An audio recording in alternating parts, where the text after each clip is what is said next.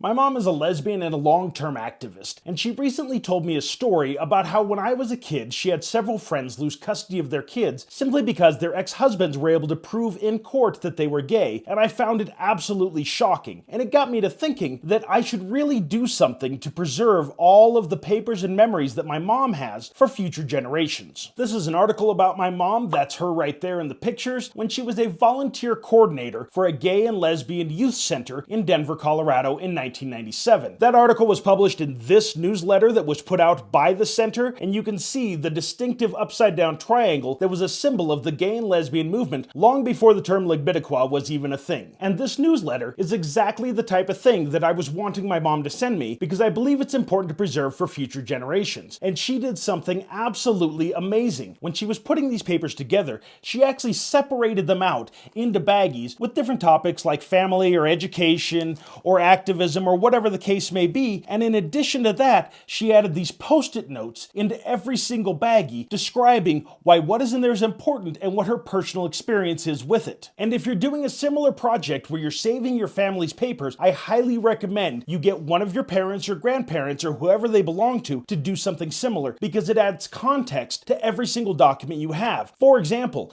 this is an unsent letter that my mother wrote to her brother dealing with family issues that she composed while she was in therapy, and the sticky note that's on the back of it gives me all of that context when I have it in my possession. Another great example is these notes right here. These are the notes from my mom's therapy sessions in the late 80s, and what is great about this note is it actually talks about how her therapist was a lesbian as well, which was so uncommon in that day and age, and really speaks to how the community supported each other when it was so difficult to operate in society, even to the point where you could lose your kids just for being gay. I am just now going through all of this wonderful material that my mom sent me, and I will definitely be doing some further videos with specific items from it, but I really hope that if you have an opportunity to save your family's history in a similar manner, this video helped.